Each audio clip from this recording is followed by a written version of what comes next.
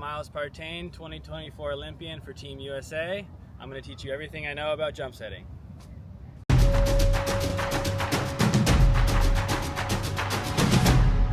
What's up, guys? It's Mark, Brandon, and Miles Partain. You might recognize him from the Olympics, and currently one of the best players in the U.S., if not the best player in the U.S., but we're not going to brag too much. He's also got a program coming up that you might want to look out for called Volley Knowledge, where he'll be sharing a lot of his tips on volleyball. But for today, we're going to go over everything he knows about jump setting. Hey guys, welcome to the setting video with Miles Partain. If you have not seen part 1, I think it would be a good idea for you to go back and click on it. Might be here, might be here. Make sure that you catch up with everything that he gave us in the first lesson and then come to this video. It is an information-packed 2 videos, and that's why we created 2 of them instead of one long one. So, I hope you enjoy this video, but if you haven't seen part 1, go ahead and click on it and then come back to us. And don't forget to like, subscribe, and comment. And if you ever want to fix your setting from home, we have a 30-day setter program that we include in our complete beach volleyball training blueprint, which includes workouts, skill courses, and online coaching in our private community. You can check that out in the links below. Okay, so as far as passing, now we cover where along the net we should pass, about how far off. He said 3 to 4 feet. Now, when we're passing, is there something important about the technique that makes jump setting and onto offense easier? Absolutely, yeah. With the passing, you want to make sure your angle is predictable from your other teammates. So they should be able to know, even when the ball is like 10, 15 feet in front of you, before it's striking your platform, they can have a good idea where it's gonna go. That's important. So a nice early, steady platform and showing your partner before they even contact where they're about to pass. So you don't want to see the kind of magic hands come out. Yeah. Now that I know where I'm passing along the net and you know where you're starting, and I've given you something nice and smooth and long to hold my contact that you can see, how high should I be passing to give you the option to hit but still be comfortable enough to set? Passing it higher is the key. So just pass it high. Like, you should, if you're warming up and doing triangle drill, just figure out how to get it to launch really high and figure out how to not be crazy with your body, because I could probably pass it pretty high like that. I wouldn't need this huge thing to get the same height. So learning how to be efficient with your flow of energy. And then if that ball is high, the window, the acceptable window of where the trajectories can be hittable or jump settable is way bigger. So passing it high is crucial. If you see me and Andy or Sweden passing it this nice low ball that looks really easy to set, it's really hard to do, and we didn't figure it out for a long time. So passing it high is the key, and then maybe you can bring it down once you figure out some of the other stuff. Go to that side of the spectrum, get way higher, and then bring it down piece by piece until you're comfortable instead of starting low. Now, as you're approaching to the ball and you want to have the option to set or hit, what are you thinking? What are the best keys that have worked for you? To have the option to set or hit, first of all, just think hit and then set. So with attacking as well and decision making in life in general, you have option A, option A, option A, and then if something switches or causes you to switch, you only change to option B at like near the last second. So don't hold both jump setting and hitting equally in your head. Just have only hitting, and then if you want to set, it just switches. But don't have both and you're like somewhere in the middle and then you like choose one of them. Don't do that. So is your footwork the exact same as the hitting approach, and then you just jump off of that hitting approach and set? That's how it should be ultimately, I think. The huge thing with the approach is I think it's good to take 5 steps for the approach. So just add, you already are taking 5, you just start counting at your 4th to last approach, 4th to last step. So just start counting with your 5th to last step, because you want on your staging point, I think you want to be on your 5th to last step when the ball is contacting their platform. And then you have 4 steps to actually like in an educated way, like go at the ball. Because if you take your first step, well, it's in their platform, I don't know where it's gonna go. And then if you only have 3 steps to get, like, you need a perfect pass. Height, rhythm, not just the location, but the height and the rhythm, and it's gonna kill your option. So 4 steps, leave 4 steps in the tank, try and let the ball kind of get close to its peak so you can actually tell like where it's going, and then take 4 steps quickly to the ball. I love that. That's the exact same way that I teach for. What makes you hit or set? Yeah, you're thinking hit. Just do whatever's natural. Actually hit it a lot. I think it's helpful to do like 2 hits to 1 set if you're trying to get the deception. Don't just do a bunch of setting all at once and do a bunch of hitting, but like 2 hits, 1 set.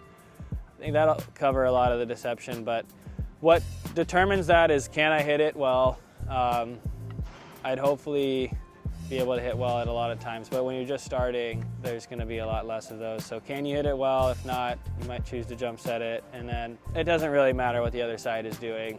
It's almost always open, so it's more based on game flow. If you think they're gonna be in the right spot for it, which they can't be, there's too many spots, there's always an open spot, so.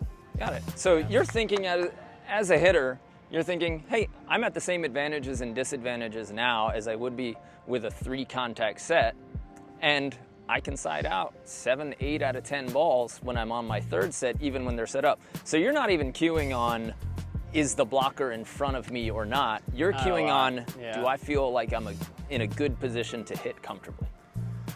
Yeah. Got it. Okay. When you're jumping and taking off. So let's talk about squaring up first, because square up is what 99% of coaches are teaching. Make sure that your belly button and your toes face where you're trying to set. It's almost as if you're lining yourself up for an easy foul shot in basketball. Yeah. But when we see it at the highest level and we're jump setting, it doesn't look like people are squaring up or that they need it. So where do you find yourself? Are you trying to turn in the air and face where you're setting? Absolutely, yeah, no, definitely not. Don't turn in the air. That's the worst thing you can do because it just kills the hitting. Your shoulders might be facing the other person, but your hips aren't, and that's like hip-shoulder separation. So without that, there's no way you can generate any power in the ball. So definitely your hips should be facing at most the corner if you're cutback dominant, if you're wrist away dominant in the middle, and then your shoulders can open up. And then maybe your hips twist a little once you decide to set. But I've seen a lot of people, they go up to hit and they're like this, and then they just fully turn, and there's no hip shoulder separation, so you can tell they just can't generate any power. Maybe their arm could do something, but yeah. Okay. Am I trying to intercept it above my head, slightly on my hitting shoulder side? Yeah. Where do you intercept the ball, or how do you line it up when you're jump setting? Find your natural hitting slot, don't mess with that. And then wherever that is, like, so you need to know where that is, so figure it out, because it's not like everywhere. It's probably somewhere inside of this circle, so find it. Some people are more here, some people are more here, some people are tilted, some people are flat, a little more in front, kind of behind, so figure that out. But wherever it is, you get it to your hitting slot, and the set should be wherever the ball falls, like 1.5 feet below that. So that's just where your hands would be. But people think it's weird when you set like that, so all you have to do in the air, you just have to find a way to move your head under the ball so it doesn't look like a double, because you need your body on the other side of the ball. If the ball's on this side of you, but you need to set it that way, that's really hard. So you need to get your body on your side of the ball to get some kind of control. Okay. So a lot of it will be your hips jutting out, especially if you have like, my hitting slot is a little more like tilted like this, so I need to go like that. But if yours is already kind of in front of you, it's pretty much the same. But yeah, the hitting slot and the setting slot need to unify in some way, so you can do both in the air. I would say the best time to decide is like maybe when your arms are back here, or maybe here, or maybe here, and then after that, you should decide, but the decision point will get later as you get better. So try not to decide in the air. No, do not decide in the air. You're pretty tough. It might look like that, but don't do that, especially at the beginning. Okay. So as you're taking off, you've kind of decided here. Are you doing anything specific with your arm to show hit, make hit available, be able to set and hit? What are your hands doing as you're coming up into the air with takeoff? Yeah, first read, you're just trying to hit, and then trick yourself to set and find ways to move your body in the air to make the setting like a legitimate, consistent touch. And with the arms, I know sometimes I'll go like this and then set it. That's like the last thing I would have someone think about, because if your hips, the whole chain of the whip or whatever starts kind of with your feet and then really your hips. And so if there's no hip shoulder separation where you're actually like twisted and your shoulder is behind your hip, if they're on top of each other and your arm's doing this, like no one intuitively cares. So people know when it looks like you're gonna like do something powerful. So especially if they're good. So that's the biggest part. If you don't have that and you just do this arm thing, it's gonna look weird. And it does look weird when a lot of people try it. So I would say the biggest thing is just get a little bit of separation, and I would not do that. I would just come up straight to setting and set it. Okay. Don't put your arm back. You want. I love it. So now that you're up there and you've made the choice to set, is there a difference in hand speed that you use when you're jump setting versus when you're on the ground setting? Because a lot of people don't realize that I can have slow hands or I can have fast hands, and they're both on the legal side. Right. But do you find that there's an advantage, or do you have any difference in your hand and finger speed when you're jump setting versus on the ground? No, I would try. I've heard from coach at UCLA, like your touch is your touch as far as setting goes, so don't mess with that. Mess with your feet, mess with everything else, but that's the last thing. Like the tip of your whip is the last thing you should ever want to mess with. It should always be the base. So. Where is your favorite place, or where do you think somebody can learn how to do this alone? What do you do to practice this type of setting? If I had 30 days with you and I had to choose like a wall or a court or some other setting, I would definitely choose a wall, just like any wall that's like 10 feet tall minimum maybe, and kind of maybe 6 feet wide. So racquetball courts are really good. A lot of random gyms have them, like the YMCA or some random 24-hour fitnesses have racquetball courts that are just enclosed and there's walls all around you. So I would definitely go there and then just do a ton of wall drills against the wall. So there's a lot more to that, but. Let's just talk about the final piece of the puzzle. So you've jumped, you've gotten your hands in the air, you're setting. How high or how low and how far away should your hitter be from you? So height of the set and distance from setter to hitter. Yeah, maybe 10, 12 feet from the setter up to like 3 feet inside the antenna. I would play with all of those and see what you like more. If your dominant hand or your righty on the right, your dominant hand is on the outside, you might want it a little more outside. Some people like it more in. Okay.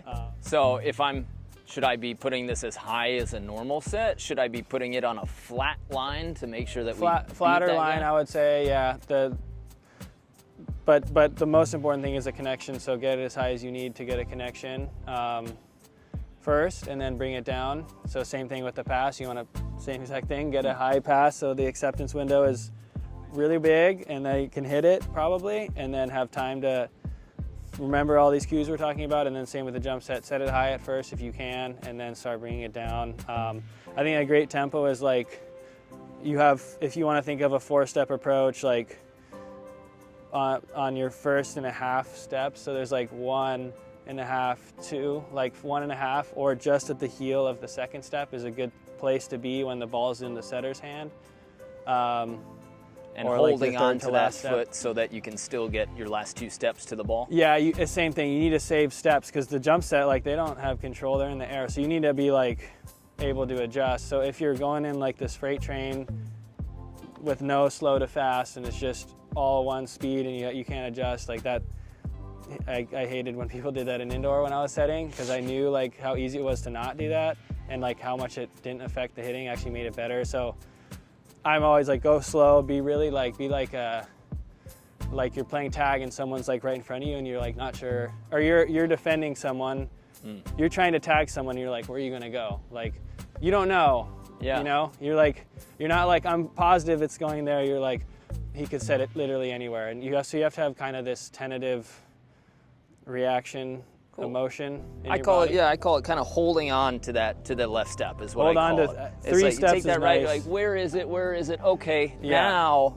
you can change that direction. But if you're expecting the set to meet you, you're gonna get caught on bad sets.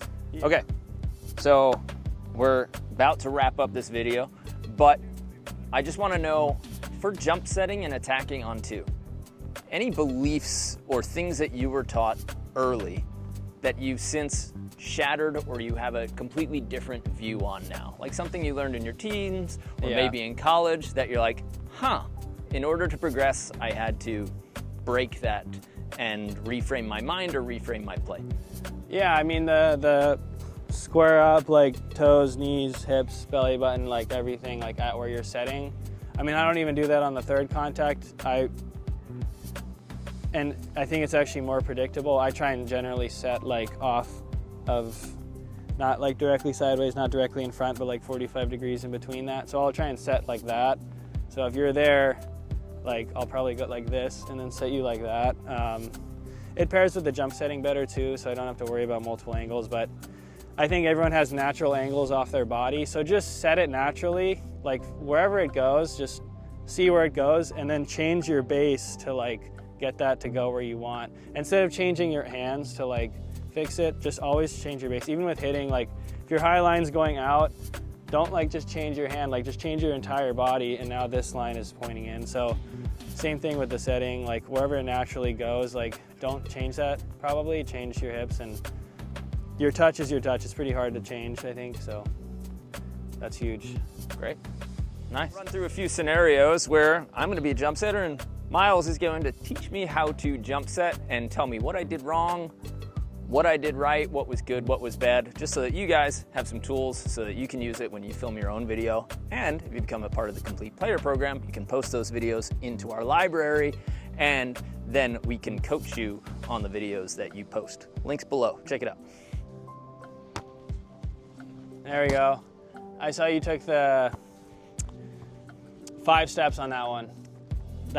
You had 4 steps in the tank. And Brandon, just try and pass it really high. So I'll do it wrong here. Great, that's great. You could see the rhythm on that. It's 1, 2, 3, 4, 5. As opposed to 1, 2, 3, 4 or 1, 2, 3, 4, 5. It's 1, 2, 3, 4, 5. Like it's music, so you just kind of sync it to. Yeah, you took 5 steps, nice. Yeah, way too, yeah, staging point, 5th to last step, get it on the, when it's on the passer's platform, you should be on your 5th to last step. Okay. So you took, you know, five steps before anything. Yeah, it still worked, but you gotta take your first step when it's on the passer's platform. First of 5 steps. So I'm getting too far in front? Too far in front. Okay. You wanna just hang out and take 4 quick steps after your 5th to last step. So 1, 2, 3, 4, 5, hit. Perfect. 1, 2, 3, 4, 5. Love the steps, but you turned super early into it. There was no hip shoulder separation, so I could tell you were setting by the time, once your hip closed off this angle, I'm like, oh, he's setting. Okay. Let me try to fix it, coach. Yep. 1, 2, 3, 4, 5. Perfect. Hips were facing here the whole time. If you wanted to, you would have set off the side. That looked perfect. Try that with a set. 1, 2, 3, 4, 5. Set off the side and hit. Perfect. So for me, it's really focused on not taking that first right step of my approach. And even if I take 6 steps after his pass, I'm feeling like, oh, I can get myself to any ball here. Yeah. Yeah, 4 steps I think is the sweet spot. You could even try 5 steps, but definitely 1 when they're passing, 2, 3, 4, 5, hit. And you did it perfect, so that's just the question. It looked like to me you took your 5th to last step a little too early. It looked like you only had 3 steps left, and then your arms were bent on the backswing and you were facing him a little too much. All right, let's see it. 1, 2, 3, 4, 5, hit. Perfect. It looked like on the set, it got a little on the outside, and this glute could have done that, and then like gotten your body on the outside of the ball. Okay. 1, 2, 3, 4, 5. Wow, music. Nice. Yeah. You didn't do a pump fake because it's not necessary. All right, Miles, thanks for teaching us how to jump set, man. Yeah, that was fun. Thanks, Brandon. Thanks, Mark. That was awesome. Guys, if you want to take a look at our setting program. The links are below and around this video. We have a 30-day at-home setting program, and we can add this to our library so that you can check it out and you can study. And we also include some drills there, and we will analyze your video for you when you post it into the community. But my friend Miles here has got a up-and-coming little project that he's calling Volley Knowledge, and I want to hear a little bit more about it. Yeah, Volley Knowledge is, I've been learning a lot about story, and then I have a lot of thoughts on technique and strategy, so blending the two together is what I hope to do, teach the volleyball game, unite the tradition with all its history and new school, and just the technique and strategy, kind of a math guy too, so bringing in the game theory concepts that I've learned are going to be exciting in the chess game, so stay tuned for that. How do we follow you on Instagram? Is that the best way? Instagram's good, yeah, hopefully there'll be more ways, but Instagram, Miles Partain, Volley Knowledge is my other Instagram, and then Andy and I have a team brand, PB&J Volley, where we want to together publish our defensive and offensive systems, so look out for those three things, and hopefully we'll get some stuff out to help the community and build the sport. Awesome. From me, Brandon, Miles, and all of us at Better at Beach. Yeah, thank you guys. We'll see you on the sand.